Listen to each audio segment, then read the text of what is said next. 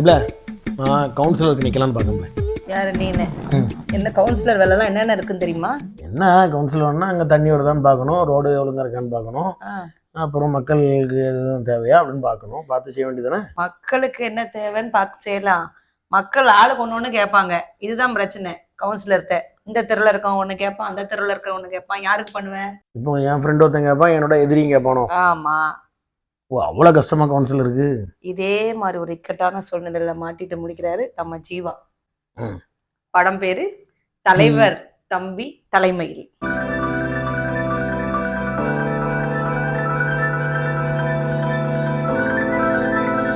TTD triple T. பொங்கலுக்கு வந்த தரமான படம்னு சொல்லலாங்க. ஆமாம், 2 படம் ஜனநாயகன் படம் வர வேண்டியது. அது உங்களுக்கு தெரியும் எவ்வளோ பெரிய பிரச்சனைன்னு. தீ பரவட்டும் அப்படின்னு சொன்னாங்க, அப்புறம் நீதி பரவட்டும். நாங்கள் இன்னும் பராசக்தி பார்க்கல, பார்த்ததுக்கு அப்புறம் சொல்கிறோம். மற்றவங்க சொன்னதை தான் நாங்கள் சொன்னோம். ஆனால் நாங்கள் பார்த்த படம் தலைவர் தம்பி தலைமையில் ஜீவா படம். தரமான பொங்கல் படம். ஃபேமிலியோட போய் ஜாலியாக பார்க்கலாம். கதைக்குள்ளே போகலாமா? ஆமாம், எந்த ஒரு எதிர்பார்ப்பும் இல்லாத படம் பார்த்துக்கோங்க. அது வந்து அந்த படத்தோட டேரக்டர் பேர் வந்து நிதிஷ் சகாதேவன். இப்படி தானே, ஒரு மலையாள டேரக்டர் தானே அவர்? இல்லைங்க, முதல்ல படத்தை போய் பார்க்கலான்னு போனால் படம் ஸ்டார்டிங்கே வேற மாதிரி இருந்துச்சு.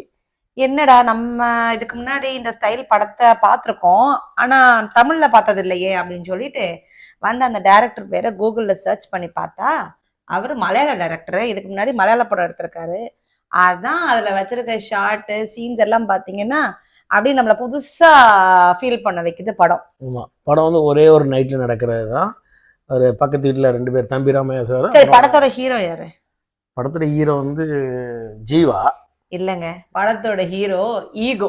இந்த குசி படத்தில் சொல்லுவாங்கல்ல, எக்கோ பிடிச்ச கழுதுன்னு, அது மாதிரியா? அதே தாங்க, படத்தோட ஹீரோ ஈகோ தாங்க. ஈகோவை பிடிச்சிட்டு 2 பக்கத்து வீட்டுக்காரங்களும் விடாப்புடியா நிப்பாங்க. இதுக்கு நடுவுல மாட்டிட்டு முடிக்கிறவர் தான் நம்ம தலைவர். நான் கவுன்சிலரா அவனு சொன்னேன், அந்த பொசிஷன்ல இருக்கிற ஜீவா. ஜீவா ஊருக்கு நல்லது பண்ணணும், ஊருக்கு வந்து நல்ல விதமா நிறைய விஷயம் பண்ணணும் அப்படின்னு சொல்லிட்டு அரசியல்ல இருக்காரு அவரு. அதுல ஒரு கல்யாண வீட்டுக்காக ஹெல்ப் பண்ண போற இடத்துல பக்கத்து வீட்டுல பாத்தீங்கன்னா ஒரு சம்பவம் ஆயிருது. என்ன சம்பவம்? ஒரு இரங்கல் சம்பவம். இந்த வீட்டுல கல்யாணம் நடக்குது, இந்த வீட்டுல டெத் ஆயிட்டு. ஸோ 2 பேரும் ஒரே டைம்ல 10:30க்கு தாலி கட்டு, 10:30க்கு பாடியை தூக்கணும். இதுதான் பிரச்சனை. ஆமா, இதுல யாருமே ஒரு மணி நேரம் இறங்கி வருவோம், இல்ல 1 மணி நேரம் விட்டு கொடுப்போம் அப்படின்னு, 1 மணி நேரத்தோட 1/2 மணி நேரம் எதுவுமே பண்ண முடியாதுன்னு நிக்கிறாங்க. சோ இதுல இருந்து என்ன தெரியுது? ஈகோ தான், நான் தான் பெருசு, நான் தான் பெருசுன்னு 2 பேருமே வந்து விடாப்பிடியா நிக்கிறாங்க. பாத்துக்கோ, உனக்கு தான் அந்த படம். நீ அதே மாதிரிதான் என்கிட்ட சண்டை போட்டுடப்ப எப்ப பார்த்தாலும். பாத்தீங்களா எங்க சுத்தி எங்க வராருன்னு? நான் அவ்வளோ அகம் பிடிச்ச கழுதெல்லாம் கிடையாதுங்க. படம் இன்னொரு விஷயம் சொல்லணும்னா, படத்துல வந்து என்னன்னு பாத்தீங்கன்னா, இந்த 4 பேர் 4 விதமா பேசுவாங்க அப்படின்னு சொல்லுவாங்கல்ல ஊருக்குள்ள, அந்த 4 பேர் தாங்க படம் ஃபுல்லா அங்கங்க பேசிட்டு இருப்பாங்க. ஒருத்தன் ஜீவாவை சொதப்புறதுக்கு பேசிட்டு இருப்பான், ஒருத்தன் எதுக்கு வராருன்னே தெரியாது, ஆனா வந்து ஒரு குட்டையை குழப்பிட்டு போயிடுவாரு. அந்த 4 பேரை பார்க்கணும்னா இந்த படத்துல போய் பார்க்கலாம் நீங்க.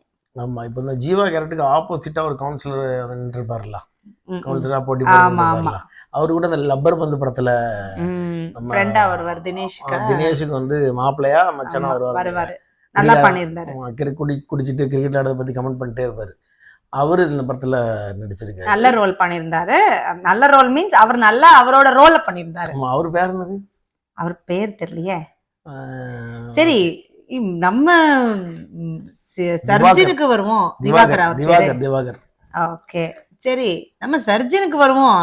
என்னடா சாப்பாடு போட்டியா? ஆமா, நான் வந்து பெரிய ஃபேன் சர்ஜனுக்கு. அவங்க அம்மா கூட அவர் பண்ற ஃபன் எல்லாம் வந்து அந்த குமரி, கன்னியாகுமரி சைடு மார்த்தாண்டம் தானே, மார்த்தாண்டம் ஸ்லாங் வந்து ஏம்மா என்ன செல்லியே அப்படி வளர்றப்ப எனக்கு இப்படி உப்புமாவை வச்சினா எப்படி அப்படின்லாம் சொல்லி பேசுவேன். ஆமா, நீ எப்படி இருப்ப, நான் இப்படித்தான் இருப்பேன். அந்த வீடியோ எல்லாம் வந்து அல்டிமேட்டா இருக்கும்.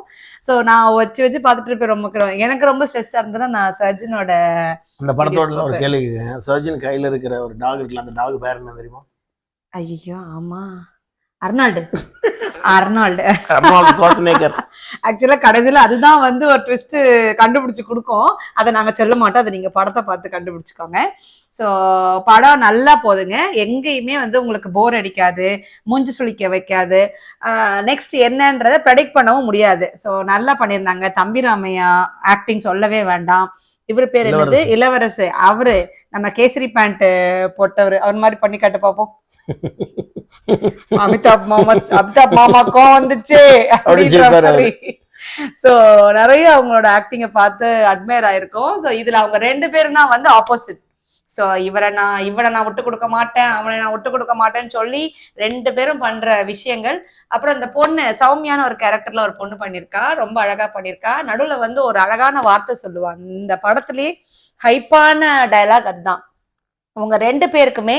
அதான் அவங்க அப்பாட்ட சொல்லுவா, என் கல்யாணம் நடக்கணும்ன்ற அக்கறை உங்களுக்கு இல்ல, இறந்து போயிட்டாரு, அவருக்கான காரியங்களை செய்யணுங்கிற அக்கறையும் உங்களுக்கு இல்ல, உங்க 2 பேருக்கும் உங்களோட ஈகோ தான் முக்கியமா இருக்கு அப்படின்ற மாதிரி ஒரு டைலாக் சொல்லுவா.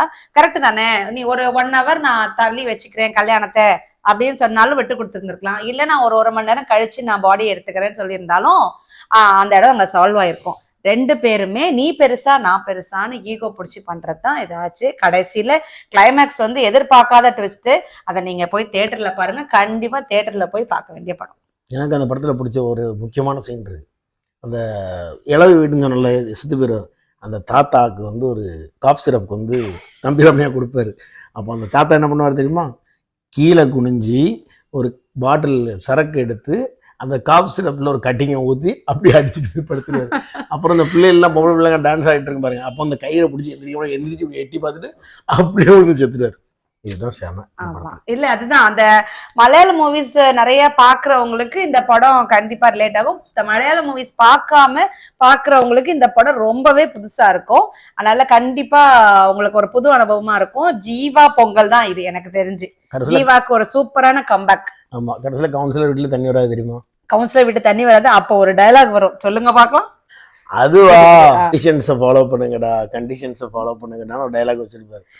அது ஒரு மாசம் முன்னாடி பயங்கர வைரல் ஆச்சு. ஹலோ, நாங்க யார் சொன்னான்லாம் சொல்லலைங்க, சொல்றோம் கண்டிஷன்ஸை ஃபாலோ பண்ணுங்க. எல்லாரும் கண்டிப்பா போய் தலைவர் தம்பி தலைமையில் படத்தை ஃபேமிலியோட பாருங்க, தியேட்டர்ல போய் பாருங்க. இன்னொரு நல்ல ஒரு ரிவ்யூல உங்களை மீட் பண்றோம். தேங்க்யூ.